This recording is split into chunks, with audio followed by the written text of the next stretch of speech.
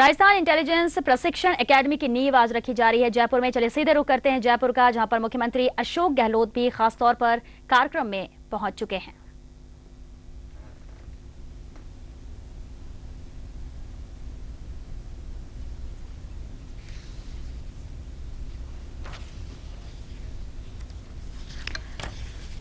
सीधी तस्वीरें आप देख रहे हैं जयपुर से। राजस्थान इंटेलिजेंस प्रशिक्षण शिविर के शिलान्यास समारोह की ये सीधी तस्वीरें हैं, जिसमें खास तौर से मुख्यमंत्री अशोक गहलोत पहुंच चुके हैं।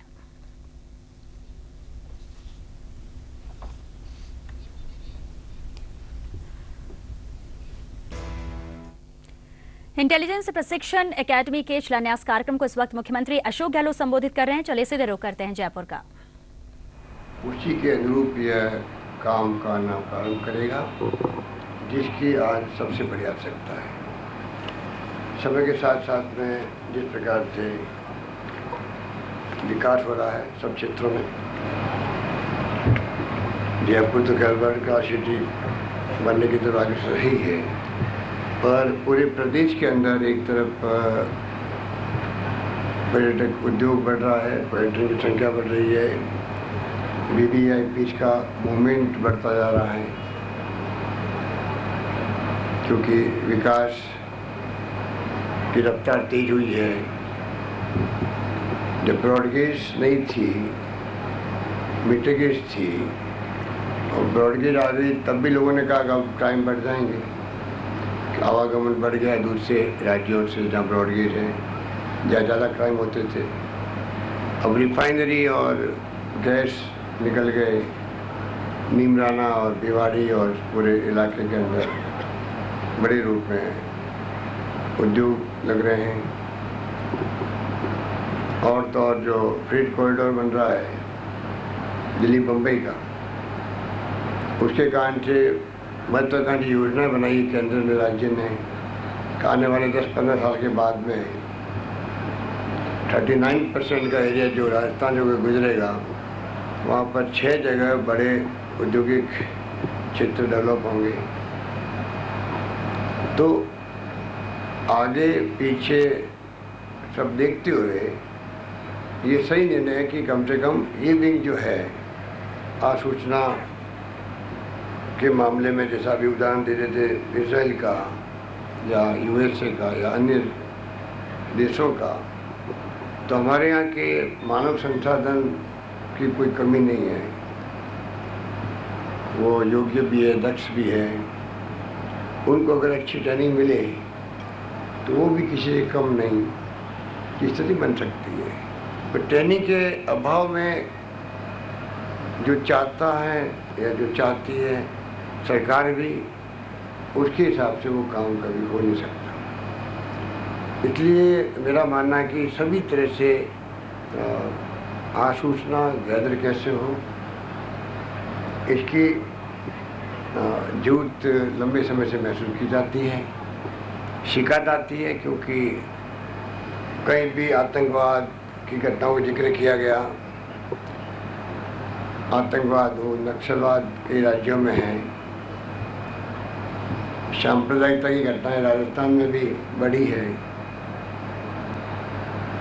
जातिवाद की छोटी घटनाएं होती रहती है, साइबर क्राइम अलग पैदा हो गया है। अब इंटरनेट और फेसबुक और ब्लॉग क्या क्या नहीं आ रहे हैं। और अब हम देख रहे हैं कि जैसे ही कोई फेसबुक पे कोई धार्मिक भावना भड़काने वाले कोई आइटम आ गए और लोग सड़कों पे आके सांप्रदायिक तनाव पैदा हो जाता है। ये घटना लगातार बढ़ती जा रही है। छोटी घटना बड़ी घटना बन जाती है, और सांप्रदायिक घटना होती है तो आपको हम सबको संवेदनशील होकर के एक्शन करना पड़ता है। और सारा दोष आता है इंटेलिजेंस एजेंसियों पर। साहब आईबी ने क्या किया, सूचना टाइम पे क्यों नहीं दी, पार्लियामेंट में, असेंबली में, अंदर बाहर सब ब्लेम उनके ऊपर आता है।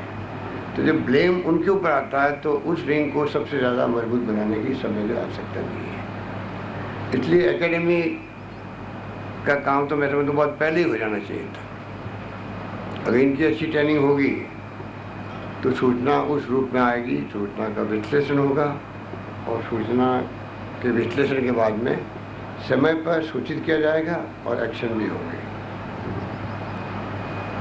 और ये मैं समझता हूँ कि आपने खुद ने महसूस किया होगा, कोई घटना देश में होती है तो पहला डिस्कशन ये शुरू होता है। इसलिए सरकार की मंशा तो हमेशा रही है कि किस प्रकार से मजबूत किया जाए इस तंत्र को, और उसी रूप में प्रयास जारी है। मेरा मानना है कि अभी एकेडमी बनने के बाद में अभी से की फैकल्टी और विशेषज्ञ बैठे हुए हैं, तैयारी इस रूप में हो कि एकेडमी बनने के बाद में वक्त नहीं लगे और इमीडिएटली आगे का काम जो है, बिल्डिंग खड़ी होना एक बात है, बिल्डिंग तो मान लो खड़ी होने में आपको 1-1.5 साल लगेगा। अगर आप चाहें तो सरकार आपको वित्तीय सहयोग कर सकती है, आप किराए की बिल्डिंग लेके भी काम शुरू कर सकते हैं। कुछ भी करें आप, सरकार आपको आपके संग खड़ी मिलेगी, क्योंकि जो काम होना लाजमी है, आवश्यक है, उसके लिए इंतज़ार क्यों बिल्डिंग का। तो इस रूप में आपको मैं समझता हूँ कि इस काम को आगे बढ़ाना चाहिए। और सरदार पटेल पुलिस सुरक्षा विश्वविद्यालय स्थापना भी अपने आप में राजस्थान के पुलिस के लिए गर्व की बात होनी चाहिए। जैसे जयपुर और जोधपुर की कमिश्नरेट बनी थी, तो लंबे समय से पुलिस प्रशासन को उसका इंतजार था। पुलिस प्रशासन उसको अपने एक शान के रूप में देखता था। हम पे पूरा विश्वास करें, जब कमिश्नरेट बनने की संभावना बने और पुलिस प्रशासन करके दिखाएगी कि वहाँ क्राइम भी समाप्त हो, कानून व्यवस्था की स्थिति भी मजबूत रहे। वो भी सरकार ने करके दिखा दिया, क्योंकि पहले भी कई प्रयास हुए थे। कार्ड भी छप गए, उद्घाटन होने के वक्त से तक तैयारी हो गई और उद्घाटन रुक गया। ऐसा तो मैंने आज तक ज़िंदगी में सुना ही नहीं होगा। कार्ड छप जाए, उद्घाटन का वक्त तय हो जाए, उद्घाटन के 4 घंटे पहले प्रोग्राम कैंसिल हो जाए, तो ये भी यहाँ पर हुआ। तो मैं समझता हूँ कि इस बार इन बातों का हमने ख्याल रखा और बाकायदा जो वादा किया वो वादा हमने निभाया आपसे। पुलिस यूनिवर्सिटी का भी मैं समझता हूँ कि कुमार साहब जब केंद्र में थे एडिशनल सेक्रेटरी, तब से पाटिल साहब और इन लोगों ने मिलके देश को आइडिया दिया, राज्यों को, कि आपको विश्वविद्यालय बनाना चाहिए। देरी हो गई इसलिए गुजरात में बन गया पहले विश्वविद्यालय, वरना पहले विश्वविद्यालय राजस्थान में बनता। अब मुझे खुशी है कि कुमार साहब जैसा सक्षम व्यक्ति वाइस चांसलर, जिन्होंने अपना काम शुरू भी कर दिया है। तो पूरे नफरी जो पुलिस की आप बताते हैं, जिस रूप में पुलिस की कार्य योजनाएँ हैं, एक्शन प्लान हमने बनाए थे क्राइम को कंट्रोल करने के लिए, चारों ओर से नफरी बढ़ाई जा रही है। जो मांग डीजी साहब करते हैं या गृह मंत्रालय करता है, कोई मांग अधूरी रहती नहीं है, बल्कि मांगने से ज़्यादा मिलता है।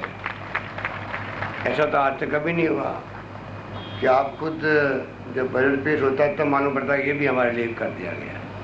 तो सरकार प्रोएक्टिव होकर जब पुलिस प्रशासन को मजबूत करने में लगी हुई है, तो फिर तो कोई बात बचती नहीं। फिर तो जो कुछ बचता है वो आपके ऊपर बचता है, डीजी साहब पे और इनकी टीम पे बचता है, पुलिस प्रशासन से बचता है। इसलिए मैं कहना चाहूँगा कि अब स्टूडेंट पुलिस कैडेट योजना केरल के अंदर है, यहाँ भी प्रयोग शुरू हुआ है, उन्होंने घोषणा कर दी है।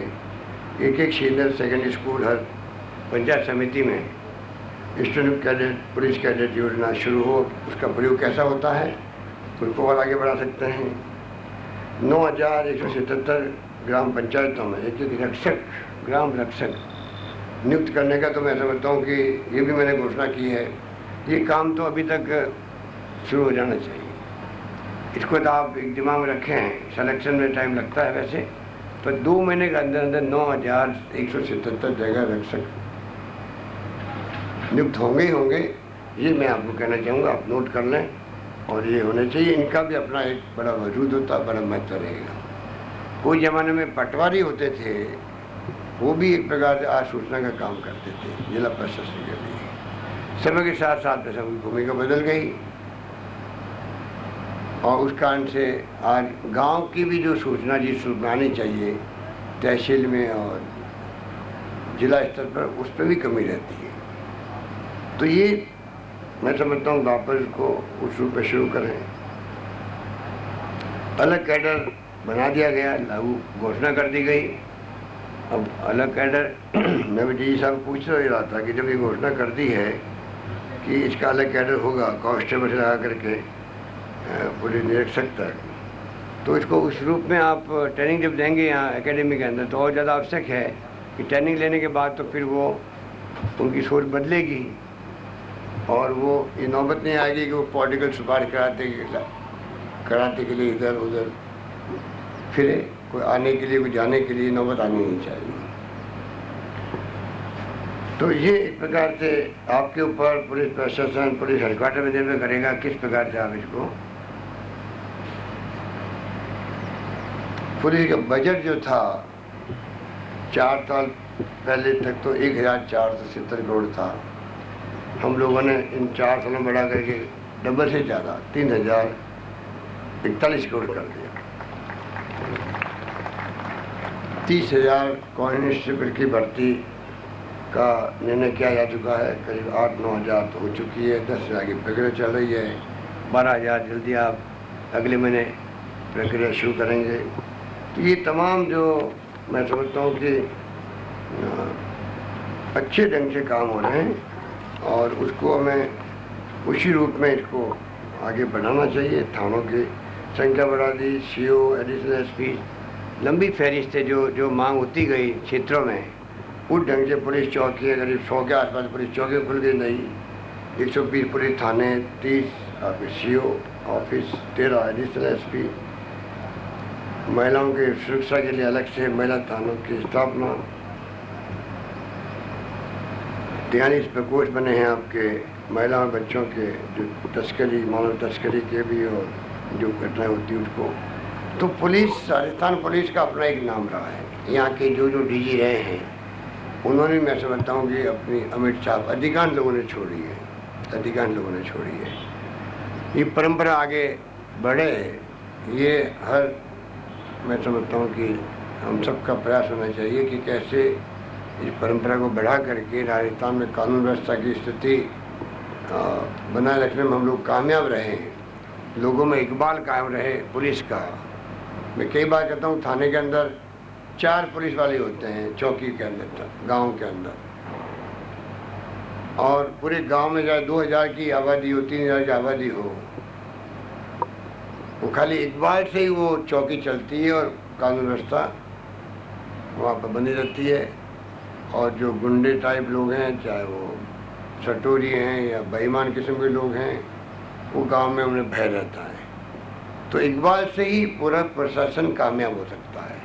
इकबाल कायम करना मैं समझता हूँ कि गृह मंत्रालय का, डीजी का, पीएसक्यू का, तमाम बड़े अधिकारियों का, उनका काम है। और सरकार जब से आई है, अभी भी नहीं, पिछली बार मैं मुख्यमंत्री था तब भी जो प्रमोशन हमने दिए हैं उस वक्त भी जो मांगा वो हमने सब कुछ देने का प्रयास किया। पहली बार आपके यहाँ इतने अधिकारी बैठे हैं, पहली बार आपके डीआईजी के बाद में आईजी बने हैं, एडीजी बने हैं। जैसा मेरे ख्याल से जो कहते कि दूसरे राज्यों में ये हो रहा, मैंने कहा दूसरे राज्यों से हम आगे रहना चाहते हैं। तो जब आपको दूसरे राज्यों से आगे रखने का सरकार ने प्रयास किया तो फिर आपकी लीडरशिप वो होनी चाहिए जिससे कि पूरे राजस्थान में, चाहे वो आतंकवादी की थ्रेट हो, घटनाएं कुछ हुई है, दिनकर साहब ठीक कर रहे थे, इससे हम इसको कहने में कोई हर्ज नहीं होना चाहिए। घटनाएं हुई और घटनाएं बड़ी खतरनाक होती है, तो हम सबकी ड्यूटी है कैसे हम उसको दूर करें, ये हमारा प्रयास होना चाहिए। मुख्य बात आप वही कहनी थी। बाकी तो जो मांग की गई है कि राज्य विशेष शाखा के जवानों को जितने भी हैं उनको विशेष भत्ता 10 से 25% किया जाए। पहले मैंने कहा इसको मैं एग्जामिन करवाऊंगा। अभी आप डीजी साहब कह रहे थे कि पहले शुरू जो हुआ था, ये शुरू खाली इस इंटेलिजेंस विंग में हुआ था 10% और किसी में नहीं था। धीरे धीरे आपके दूसरे एटीएस में, एसओजी में, एंटी करप्शन हाँ एसीबी के अंदर हो गया, तो जब वहाँ सब कुछ हो गया, सबसे शुरुआत आपकी हुई थी, इसलिए अब मैंने परीक्षण कराने की बजाय मैंने कहना उचित समझा है कि मैं घोषणा करता हूँ कि आपका ये कर दिया जाएगा। जब शुरुआत ही आपसे हुई तो फिर उसके बाद में आपको आप पीछे रह गए, वो आगे निकल गए। वो एक पता नहीं किन कारणों से ये हुआ होगा, पर ये मैं कहना चाहूँगा कि और बाकी जो 9 गाड़ी आपने मांगी है, इसमें तो कोई, मैं समझता हूँ कोई दिक्कत नहीं है। ये भी मैं घोषणा करता हूँ 9 गाड़ी आपको मिल जाएगी। यही बात करता हूँ मैं अपनी बात। आप सबको शुभकामनाएं, धन्यवाद, जय हिंद। बहुत धन्यवाद मुख्यमंत्री महोदय, आपकी सदाशयता और उदार हृदय के लिए इंटेलिजेंस विंग आपकी बहुत आभारी है। और अब प्रोग्राम के आखिरी पायदान पर बारी। धन्यवाद। उद्बोधन ये सीधी तस्वीरें आप देख रहे हैं इंटेलिजेंस प्रशिक्षण एकेडमी के शिलान्यास समारोह की जयपुर से, जिसमें मुख्यमंत्री अशोक गहलोत ने अभी अपना संबोधन दिया और खासतौर पर डीजीपी हरीश मीणा ने जो मांगे की थी, जो कमियां रह गई हैं उन्हें पूरा करने के लिए, उसकी जो मांग की थी उनमें से कुछ की घोषणा आज मुख्यमंत्री अशोक गहलोत ने समारोह के दौरान करी।